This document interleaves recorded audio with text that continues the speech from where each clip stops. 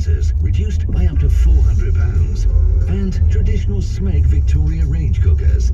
Highly rated on Trustpilot and FIFO with free next day or weekend delivery available. Buy online or through our UK call centre now.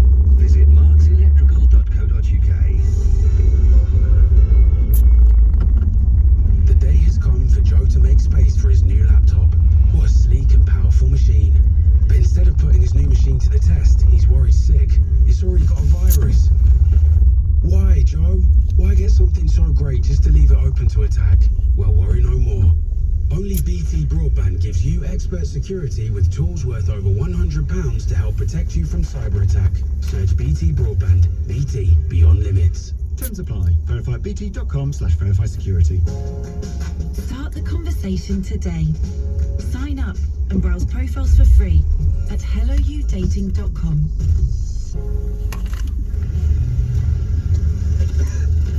All right, Dave. Yeah, great. You sound it. You in the warehouse today, mate? Yeah, got loads on. Reckon you ought to get that cough check first. Probably just hay fever. Don't dismiss mild symptoms of COVID-19. It can be dangerous. If not for you, then for someone else. Don't wait, don't guess, get a test. Order one on the NHS COVID-19 app. It could be a first timer or a long timer or a once in a while. It could be a little or a lot. It could be the ticket on your fridge magnet. It could be someone with your first name, a last, and middle. Or it could be you. Tonight's Lotto jackpot is £12 million, and it must be won. Or thousands of you will get a share of the jackpot. Play on app, online, and in-store. Lotto from the National Lottery. Your numbers make amazing happen. Estimated jackpot. Account terms, rules, and procedures apply. Players must be 18 or over. David Lammy on LBC. Call 0345 6060 973. So we just had that interview with Dr. Ray and Virendra Sharma on the situation in India, and it's absolutely heartbreaking. Anyone who has seen those scenes of people desperate for oxygen, of people dying on beds, seen the numbers, 300,000 infections. It is just horrendous in this most populous of countries. And of course, this has global implications because let's remember that India is producing a lion's share of the vaccine across the world. It's hugely important if in this mutation that India gets over this, gets on top of it, and it's obviously recognising so many Indians across our country really, really worried about family members. So please call me on 0345 6060973, text me on 84850, tweet me at LBC. If you've got a relative, if you've got knowledge about what's happening in India, a perspective on the government and why they've not been able to get on top of this situation, please call me on 0345 6060973. And just looking at your text messages here, Steve says, David, with regards to what's gone wrong in India, according to one of my suppliers based there, they delayed going into lockdown in India because they cannot afford the economic impact. Simple economics gone wrong. And that's Steve in Bearwood. Very interesting point, Steve. Others may have a view on that. Please call me if you have. And then there's another one here. Hi, David. The blame lies entirely with the Prime Minister and his government, who are encouraging large gatherings for election rallies. Shame on them, who put personal gain over people's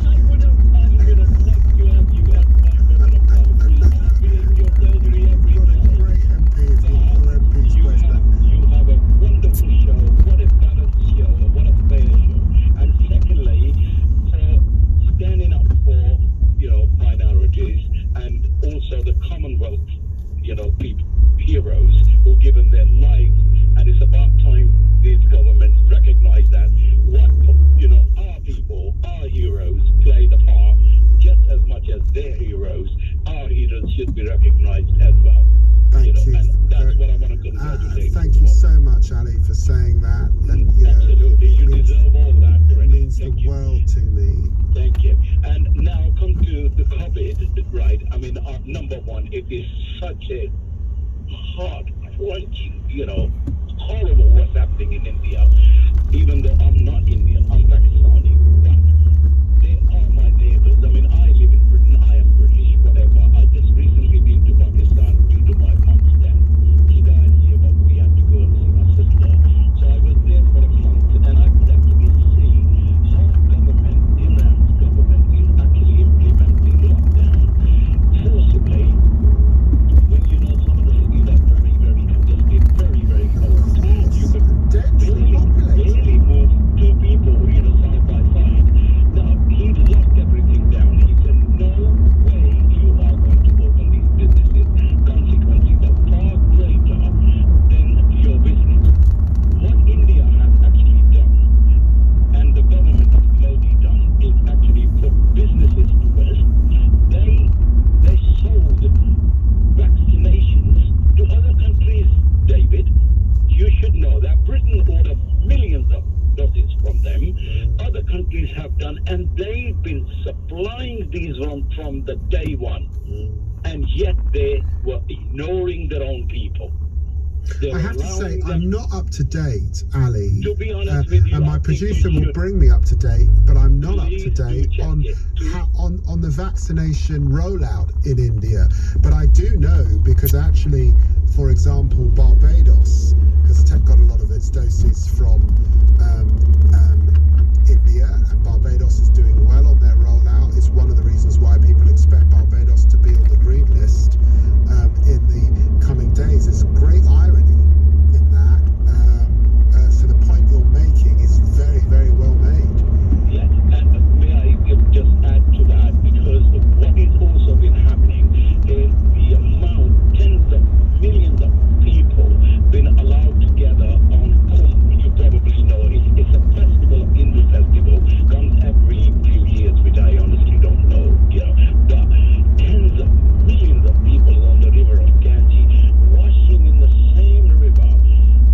Please, I mean, put your balls in the same water as you just had your dog been bathing. You can't do that.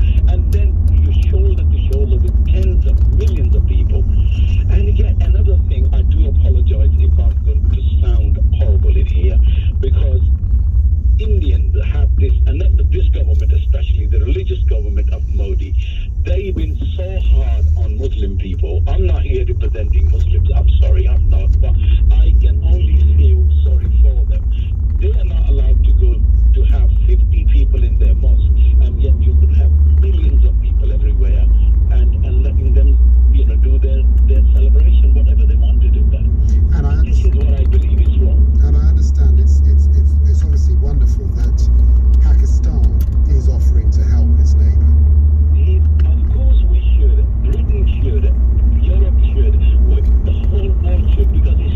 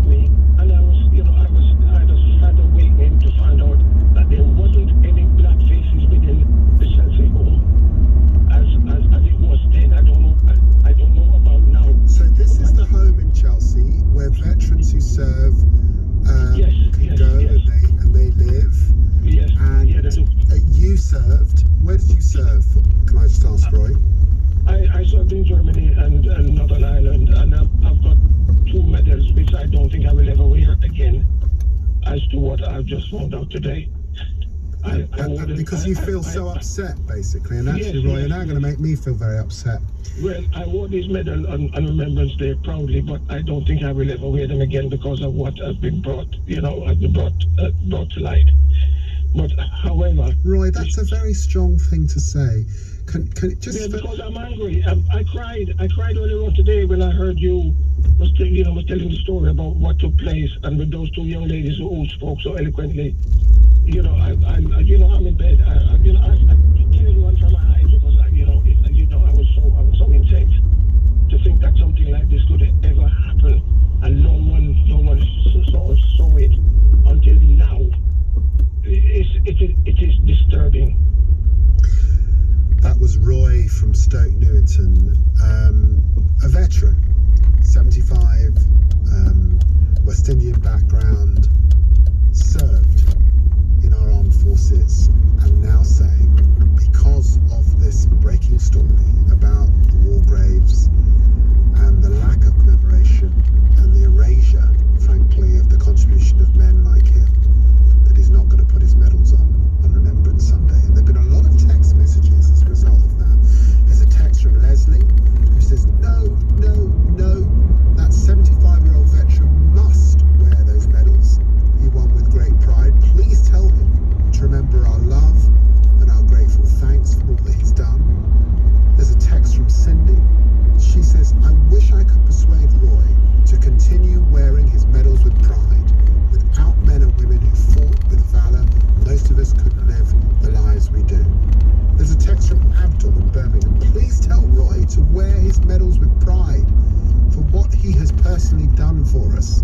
The fact some people were missed when commemorations were set up is a disgrace. But please let Roy know that it doesn't take anything away from his service. And Jason in Putney says, please tell Roy how grateful the nation is to him and his fallen comrades. Wear your medals with pride, Roy. You deserve them, and you deserve our gratitude. What a wonderful... Roy, I know you're still listening. You've heard it from the public. Please wear your medals with pride. And I tell you, Roy, you make me proud. Please wear those medals on Remembrance Sunday. Don't let the fact that the state failed so badly stop you reminding our young people of your service and your sacrifice. Thank you for all that you do. Nick in Wokingham in Berkshire. Nick, you've called in. Thanks for calling in, Nick. Hi, David. Thanks for having me on the show. Not at all. Not at all. You've been moved to call in, Nick. What's your story? My story, a few years I learned of a soldier from the First World War called Walter. And let's pause there. The soldier from the First World War, Walter Tull. Now that's a great name. There'll be many listeners who haven't heard of Walter Tull. I've heard of Walter Tull because, of course, he played for Tottenham Hotspur. This was staggering to be one of the first black players in the country playing for Spurs. A lot of abuse. He served in the First World War, and he was largely forgotten. And now a lot of people, including myself, are bringing him back into the public eye. So, Nick, thank you for calling in. Carry on. yeah, for me, when I learned the story, it was actually a bit really annoying. I'm a man in my 50s. I grew up here in the 70s, where the far right would make you feel that you weren't part of the history of this country, and to learn about the first black British Army officer that was awarded or elected very bravely and was awarded a military medal, but he never actually got it because of its colour. It really upset me and inspired me, and I created a website called watertull.org and also a Facebook campaign as well. And on that Facebook campaign, I'm learning every day about different aspects of the war, both the First World War and the Second World War, by people that contribute to the website and to the Facebook campaign. And I keep going, well, I didn't know about this.